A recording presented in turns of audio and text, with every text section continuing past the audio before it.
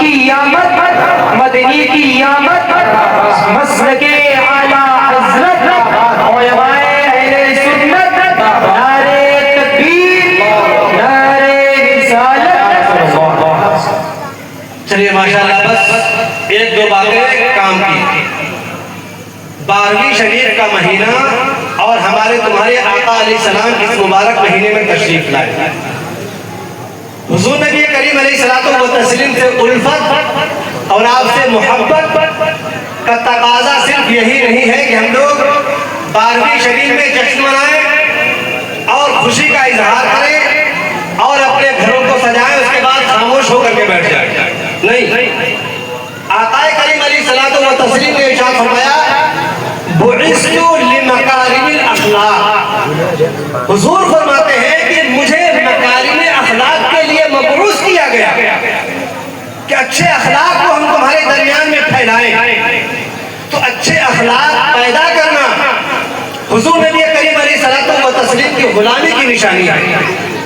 आज हम लोग मोबाइल चला चला करके रात को सो जाते हैं, उसके बाद किस्म किस्म के बुरे बुरे ख्वाब देखते हैं।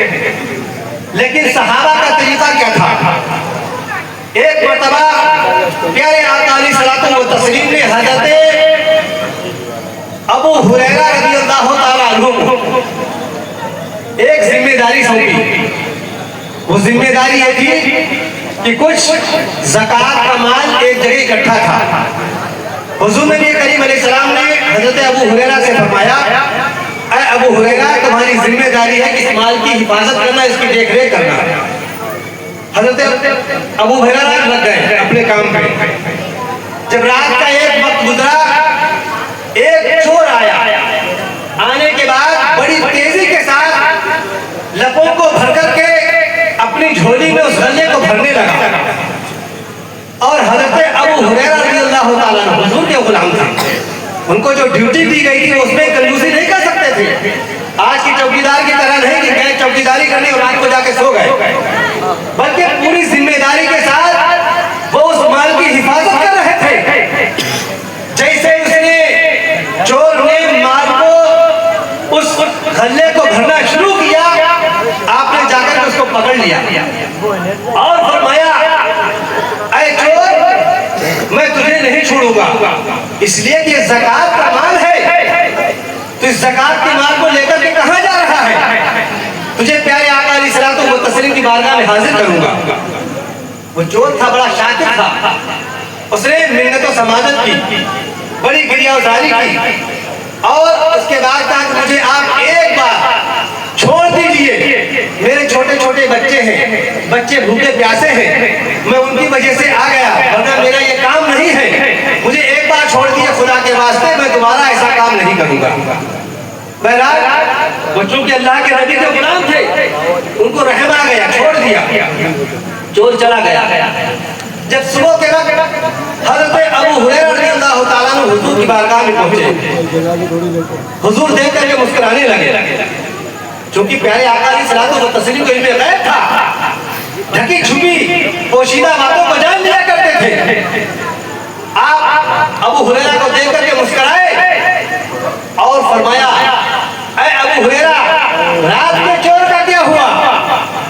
जबकि अभी अबू हुरैरा ने उनको बताया नहीं था हुजूर को रात की चोरी के बारे में, मगर हुजूर फरमाते गए, अबू हुरैरा, रात के चोर का क्या हुआ? तो आपने सारी सरगुज़िश बयान कर दी कि हुजूर, उसने बड़ी मन्नत और समादत की, बहुत रो रहा था, बच्चों का हवाला दिया, बच्चों का वास्ता दिया, गरीबी मुफलिसी का उसने वास्ता दिया, मुझे रहम आ गया, मैंने छोड़ दिया। अब देखिए हुजूर कहीं में गए, हुजूर ने फरमाया, ऐ अबू हुरैरा, वो झूठा था, वो फिर दोबारा आएगा। अबू हुरैरा फरमाते हैं कि जब प्यारे आका अलैहिस्सलातु व तस्लीम ने फरमाया कि वो झूठा था और आज फिर आएगा, फरमाते वैसे तो मैं जाकर के हो सकता है मेरी बेतवज्जोही हो जाती, मगर चूंकि हुजूर ने फरमाया था कि वो जरूर आएगा, मुझे यकीन हो गया। मैं जाकर के गले की हिफाजत करने लगा।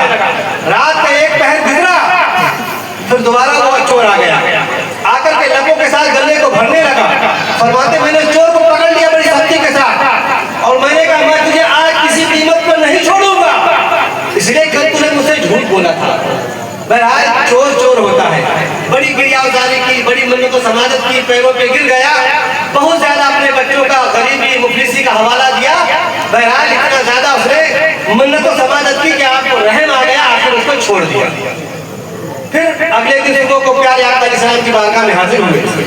हाजिर होने के बाद जैसे ही प्यारे आका अलैहिस्सलाम ने देखा, मुस्कुराए और फरमाया आज रात के चोर का क्या हुआ?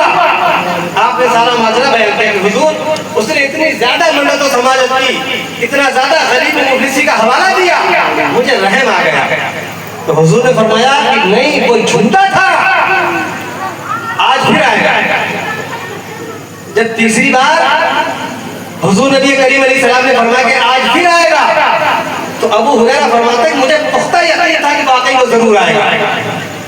रात का एक हिस्सा गुजरने के बाद जब वो चोर फिर आकर के गल्ले गल्ले से लबों को भरने लगा, गल्ले को चोरी की नियत से अपने दामन में सिमटने लगा, तो फरमाते हैं कि मैंने जाकर के उसको दबोच लिया और मैंने कहा तू 2 दिन से मुझसे झूठ बोलता है और अपनी गरीबी मुफलिसी का हवाला देता है, तो निहायत झूठा शख्स है, मैं तुझे आज किसी कीमत पर नहीं छोड़ूंगा और प्यारे आका अलैहिस्सलाम व तस्लीम की बारगाह में हाजिर करूंगा। बहरहाल मुख्तसर ये कि जब उसने देखा कि अब आज बचने की कोई सूरत नहीं है, सारे हीरे हवाले कर लिए, मगर ये कस्से मस होने को तैयार नहीं। ये पुख्ता इरादा बना के बैठे थे आज इसको लेकर ही जाना जरूर है। तो आखिर में जब कोई हीला न चला तो उसने कहा कि मुझे आप अगर छोड़ दे तो मैं आपको एक ऐसी बात बताऊंगा जिसको आपने इससे पहले कभी नहीं सुना होगा, वो तुम्हारी जिंदगी में काम आएगी। क्योंकि सहाबा इल्म दोस्त थे, कोई भी चीज इल्म की उनको जहां कहीं पर मिलती उसको ले लिया करते थे। अल हिकमतु दाल्लतुल मुमिनी मिन हैसु वजदा फहुवा अहक्कु बिहा, इसलिए कि इल्म हिकमत ये मोमिन की गुमशुदा शय है, जहां कहीं पर भी पाए वो उसको ले ले, इसलिए कि उसका सबसे ज्यादा हकदार वही मोमिन मुसलमान है। बहरहाल जब उसने ये कहा कि मैं तुझे एक ऐसी चीज सिखाऊंगा जो तुमने इससे पहले नहीं सीखी होगी, तो उनको लालच आ गया कि दीन की बात तो मिलेगी, कोई अच्छी बात मिलेगी। ऐसा हो सकता है कि गलत आदमी भी अच्छी बात बता सकता है। बहरहाल उसने कहा कि ऐ अबू हुरैरा रज़ियल्लाहु ताला अन्हु सुनो, जो शख्स रात के वक्त सोने से पहले आयतुल कुर्सी को पढ़ करके दम कर लेगा तो पूरी रात वो शैतान के शर से महफूज रहेगा, शैतान उसके करीब नहीं आ सकता। उसने ये बात बताई जब चूंकि इन्होंने वादा किया था, उस वादे के मुताबिक आपने उस चोर को छोड़ दिया। जब अगला दिन हुआ, प्यारे आका अलैहिस्सलाम व तस्लीम की बारगाह में पहुंचे, हुजूर ने फरमाया ऐ अबू हुरैरा क्या हुआ, आज फिर तुमने चोर को छोड़ दिया? आपने फरमाया, अर्ज किया हुजूर असल में बात यह थी कि उसने बड़ी मन्नत और समाजत की, मैं उसको छोड़ने को तैयार नहीं हुआ, मगर उसने एक लाख में ऐसी बात कही कि उसकी बुनियाद पर मुझे छोड़ना पड़ा। तो हुजूर नबी करीम अलैहिस्सलातु व तस्लीम ने इरशाद फरमाया कि वह तो चोर था, मगर जो उसने बात कही वो वाकई सच्ची बात कही है, वो खुद तो चोर था। उसके बाद हुजूर ने फरमाया ऐ अबू हुरैरा 3 दिन से जिस चोर को तुम पकड़ रहे थे, आखिर जानते वो चोर कौन था? आपने फरमाया कि मुझे तो नहीं मालूम। हुजूर आप ही फरमाया कौन था? तो प्यारे आका अलैहिस्सलातु व तस्लीम ने फरमाया कि 3 दिन जिस चोर को तुम पकड़ रहे थे और दुनिया भर के हीले हवाले कर रहा था, वो कोई दुनिया का चोर नहीं था, बल्कि वो इब्लीस शैतान लईन था। तो पता चला कि शैतान लईन ने भी एक ऐसी बात बताई, क्योंकि वो ज्यादा जानता था कि हम हमला कहाँ कहाँ करते हैं, तो उसी ने बताया था कि जो शख्स रात को सोते वक्त आयतुल कुर्सी को पढ़ करके दम कर लेगा तो पूरी रात शैतान के शर से तो महफूज रहेगा। तो बात बताना यह है कि आज हमारे घरों के ऊपर उन्होंने यही चलता, सोते वक्त मोबाइल पकड़ लिया, देखते देखते पता नहीं कब किस वक्त नींद आती है, मोबाइल देख करके सो जाते हैं। मोबाइल कभी सीने पे रखा हुआ है, कभी पास में पड़ा हुआ, कभी इधर बगल में है, कभी उधर बगल में है। तो जाहिर है कि जब ऐसी चीजों को देखेंगे तो दुनिया भर की खुराफात जहन के अंदर आएगी। तो सभी लोगों से गुजारिश है कि आकर वाकई अगर जरूरत है मोबाइल को देखने की, बकदरे जरूरत उतने देख लीजिए, और उसके बाद सोने से पहले पहले आप दुरूद पाक पढ़ कर आयतुल कुर्सी पढ़ के आप सोएंगे तो इंशाअल्लाह आपको सुबह की नमाज भी मिलेगी और सारी रात शैतान के शर से महफूज भी रहेंगे। साथ ही साथ अल्हम्दुलिल्लाह आपके गांव बस्ती के अंदर बहुत सारे मदारिस भी खुले हुए हैं। हम सभी खवातीन से बिलखुसूस और बिलउमूम गांव के सारे लोगों से ये गुजारिश करेंगे कि आपके बस्ती के अंदर अब इतने मदारिस खुल चुके हैं, उसके बावजूद अगर हमारे घर के बच्चे या बच्चियां कोई कुरान पाक की तालीम से महरूम रह जाए तो वाकई क़यामत के दिन, ये मरने के बाद हम कोई जवाब नहीं दे पाएंगे। ऐसा हो सकता था, आदमी बहाना कर सकता था, घर में गांव में तालीम नहीं थी, बाहर भेजने की इस्तेताब नहीं थी। जब गांव के अंदर, घर के अंदर तालीम का पूरा माहौल मौजूद है, उसके बावजूद अगर हमारे घर के बच्चे कुरान मुक़द्दस की तालीम से पीछे रह गए तो सिवाय अफसोस के कोई चारा नहीं होगा। आपकी जिम्मेदारी बनेगी, कल क़यामत के दिन आपसे आपके बाल बच्चों के बारे में सवाल किया जाएगा। एक है कुरान मुक़द्दस को ऐसे ही सरसरी पढ़ना, जैसे पुरानी तालीम होती थी घरों में, औरतों वाली तालीम। जाहिर है कि